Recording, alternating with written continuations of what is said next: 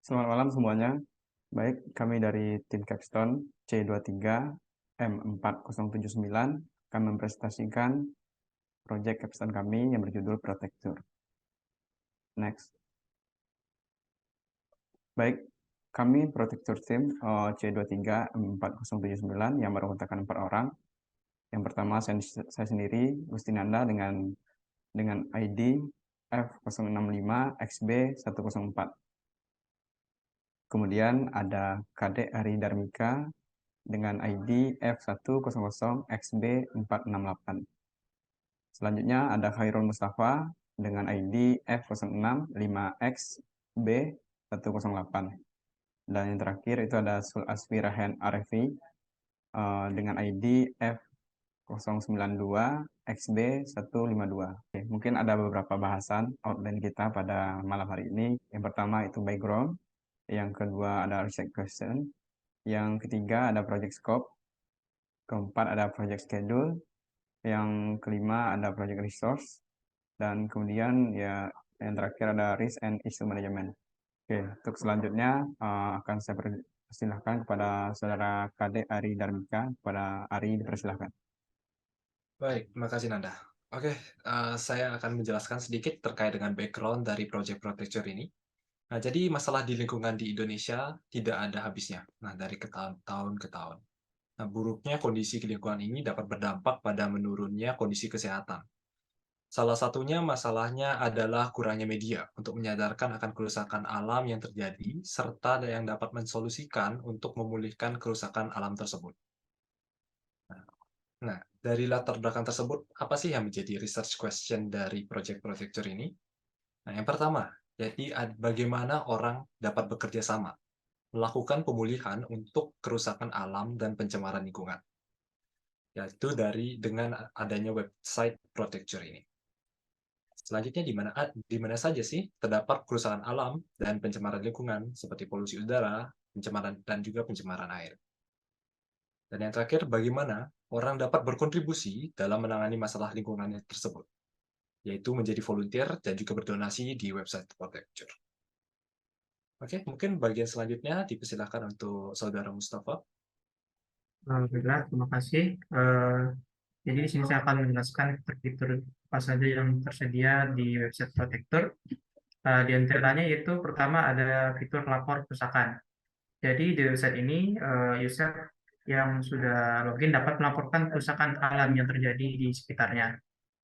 Lalu ada juga fitur ikut volunteer. Di website ini user dapat ikut serta dalam menangani kerusakan alam yang telah dilaporkan.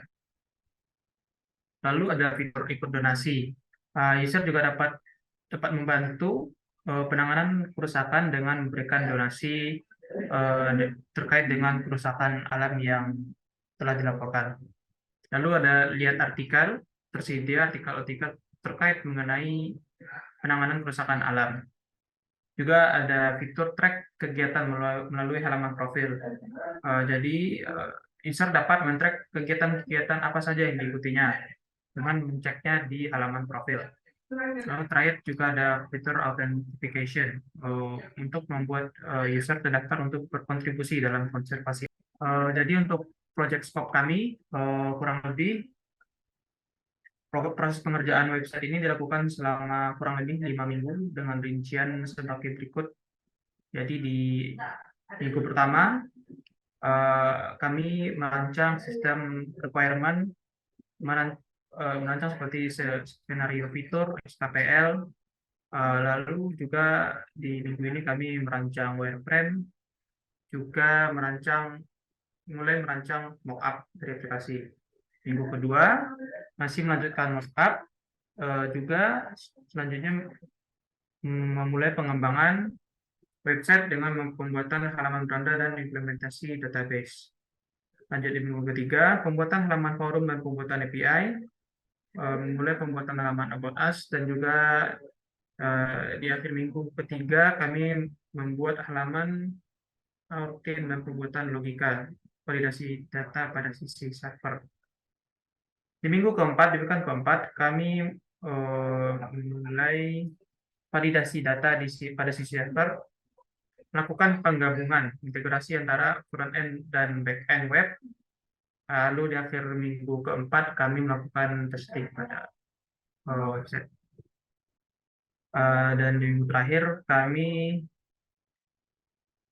mm, membuat user manual untuk website Protector.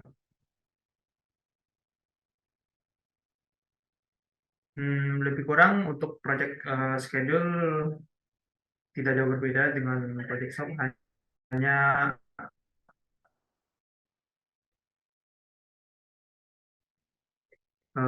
lebih detail saja. Dapat dilihat pada silakan kepada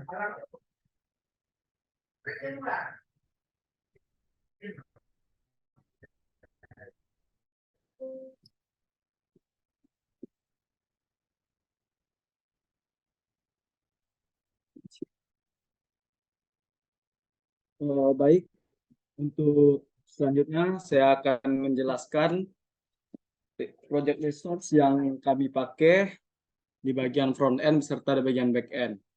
Yang pertama kami memakai HTML, selanjutnya memakai CSS dan juga JavaScript, React, beserta MongoDB dan Express.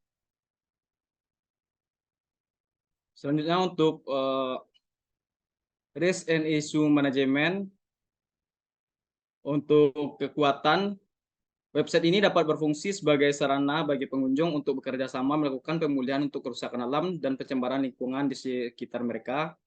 Selanjutnya, website ini dapat berfungsi sebagai pusat terpusat untuk kesadaran pencemaran lingkungan, menyediakan akses informasi yang mudah bagi siapa saja yang tertarik untuk mempelajari lebih lanjut. Dan juga website dapat menawarkan berbagai konten multimedia termasuk video, infografis, dan alat interaktif yang dapat membantu melibatkan dan mengedukasi pengunjung. Selanjutnya yang keempat atau yang terakhir, bagian kekuatan website ini juga dapat memberikan informasi terkini mengenai lokasi-lokasi yang terpapar kerusakan alam. Selanjutnya, weakness. Website mungkin kesulitan untuk melibatkan pengunjung yang belum tertarik dengan masalah lingkungan karena kesadaran akan polusi mungkin bukan prioritas bagi mereka. Serta website mungkin memerlukan pemeliharaan berkelanjutan yang signifikan untuk memastikan bahwa informasinya tetap mutakhir dan relevan. Dan juga website mungkin rentan terhadap peretasan atau masalah keamanan lainnya jika tidak diamankan dengan benar.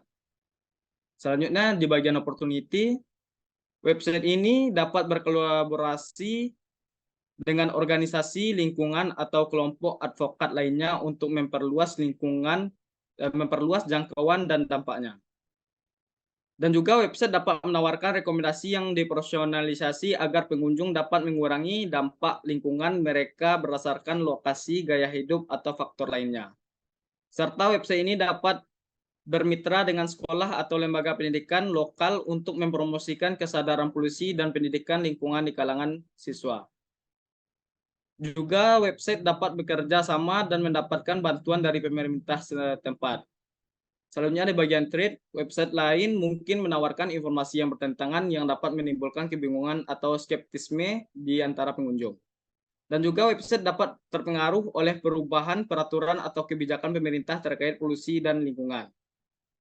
Serta website mungkin menghadapi serangan balik atau kritik dari individu atau organisasi dengan pandangan atau kepentingan yang berlawanan. Juga website mungkin menghadapi kendala keuangan atau sumber daya yang membatasi kemampuan untuk tumbuh atau memperluas pengaruhnya dari waktu ke waktu. Dan juga yang terakhir, website mungkin akan mendapati laporan-laporan palsu yang tidak valid. Baik, terima kasih kepada Sulaswi, kepada Mustafa, dan kepada Ari yang telah memaparkan tentang Capstone Project kali ini. Itulah pemaparan tentang Project Capstone yang telah kami lakukan kurang lebih sebulan ini. Kemudian untuk video demonya sendiri mungkin akan kami cantumkan di lain video. Kami dari tim Proyek Capstone mengucapkan jika ada kata yang salah, mohon dimaafkan. Saya akhiri presentasi ini. Saya ucapkan terima kasih kepada semuanya.